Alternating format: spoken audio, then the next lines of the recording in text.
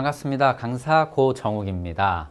오늘은 연금보험 상품의 착시라고 해서 우리가 보험 상품에 대한 지식을 통해서 보험 설계사가 가질 수 있는 어떤 선입견에 대한 것들을 한 가지 이야기해 보도록 하겠습니다. 오늘은 연금보험 편인데요. 자, 우리가 연금보험이란 상품을 보면 이 또한 보험 상품이기 때문에 우리가 보험 상품에 대한 지식을 통해서 상품을 잘못된 시각으로 볼 수 있습니다. 그런데 연금 상품도 보험 상품이지만 연금이라는 곳에 더 초점을 맞춰서 우리가 고객한테 설명을 한다라면 좀 더 좋은 세일즈로 이어질 수 있다라는 내용을 오늘 말씀드리려고 합니다. 자, 실제 제가 포털에서 경험한 내용인데요.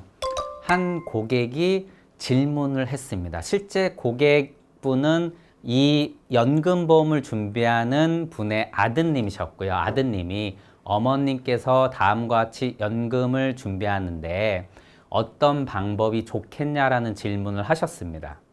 자, 이 어머님은 50세였고요. 일을 하시면서 소득이 발생하고 있었습니다. 그래서 준비 기간은 62세로 결정을 해 놓으시고 납입은 10년 동안만 하겠다라는 이러한 대략적인 계획을 세우고 계셨습니다. 자, 정리를 해보면요. 50세 여성분이 10년을 납입하고 2년을 거치한 후에 62세가 지나면 연금을 수령하고자 하는 질문이었습니다. 그래서 어떤 연금보험을 선택하는 게 좋습니까? 라는 질문을 포털에 올렸는데 답변을 드리는 대부분의 컨설턴트 분들이 어떤 답변을 줬냐면요.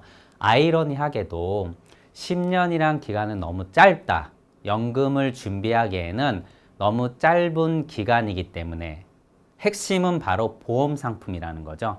보험 상품은 초기 사업비가 높기 때문에 10년이란 기간 안에는 이 사업비를 회복하기 어려울 것이다라는 답변을 하면서 소위 우리가 얘기하는 보험 설계사 좋은 일 시키지 마라, 보험사 좋은 일 시키지 마라, 이런 답변들을 달았었습니다. 그런데 제가 실제 이 고객이 기획한 대로 가입 설계를 통해서 안내를 도와드린 부분을 지금 이제 보여드리고 싶은데요. 보시게 되면 이거는 최근의 자료입니다. 실제 이 질문이 있었던 시기는 지금으로부터 약 한 8년 전인데 그때 상황이 아닌 현재 상황에 맞춰서 한번 제가 가입 설계를 뽑아봤는데요. 실제 저축은 어떻게 저축을 했냐면요. 3년 저축하고 예금하고 3년 저축하고 예금하는 식으로 손바꿈 예금 적금을 했고요. 그리고 연금은 다양한 연금이 있지만 일반 공시이율 연금 상품으로 해서 보편적인 평균적인 회사를 제가 선택을 해서 고객님께 안내를 도와드렸습니다. 실제 두 상품을 10년 동안 납입하고 2년 거치한 후에 적립금은요. 보시는 것처럼 우리가 아는 내용 그대로 저축보다 연금이 더 많은 적립금을 쌓아주었습니다. 대략 현재 제가 비교한 자료로는 254만 원 정도의 더 높은 적립금을 쌓아줬습니다. 이는 다시 말씀드리면 컨설턴트 분들이 말씀하신 내용이 맞다란 얘기입니다. 하지만 연금이란 상품은 모으는 것보다 쓰는데 더 핵심이 있다라는 거죠. 자, 연금을 준비하는 가장 큰 목적이 뭘까요? 다른 건 몰라도 소득이 없는 시기에 꾸준히 내가 사망할 때까지 소득을 주는 겁니다. 그런데 이러한 소득이 남의 손을 타지 말아야 된다는 것이 연금보험의 가장 큰 핵심이라고 할 수 있습니다. 그래서 연금보험을 100세 수령형으로 해서 꾸준히 받는다라면 한 달에 이 연금보험은 30만 원씩 지급을 해주게 되어 있습니다. 그렇다면 동일한 조건으로 더 254만 원 더 많이 쌓여져 있는 저축 상품에서 매달 30만 원씩 꺼냈으면 얼마나 오래 버틸 수 있을까? 이거를 제가 계산을 해봤습니다. 그랬더니 저축은 소진할 때까지 결국은 통장 잔고가 0원일 때까지 빼쓰는 것이고요. 그리고 연금은 사망 시 또는 100세 보증형으로 했기 때문에 100세까지 연금이 지급이 됩니다. 예, 이 둘을 비교해 봤더니 결국은 저축은 약 257개월이 지나게 되면 통장 잔고가 0원이 됩니다. 하지만 이 당시에 이 고객의 나이는 기껏해야 80세 초중반밖에 안 된다는 거죠.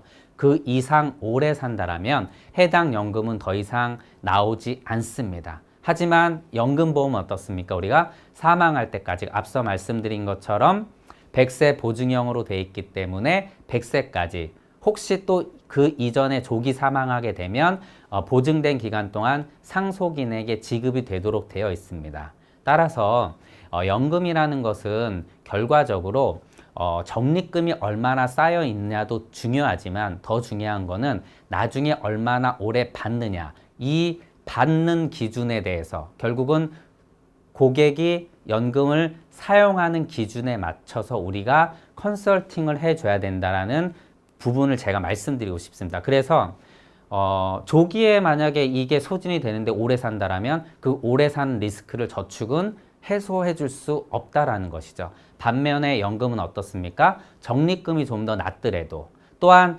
여기서 한 가지 더 비교할 기준이 있는데 최저보증 이율을 적용할 때도 있습니다. 그렇다면 저축의 최저보증 이율을 적용하는 건 어렵지만 저축은 그대로 놔두고 연금보험의 최저보증 이율을 적용하면 그 격차가 더 커집니다. 그럼에도 불구하고 연금을 받을 때는 저축보험보다는 연금보험이 더 유리하다라고 말씀을 드리는 거고요. 물론 이렇게 말씀하시는 분들도 있을 겁니다.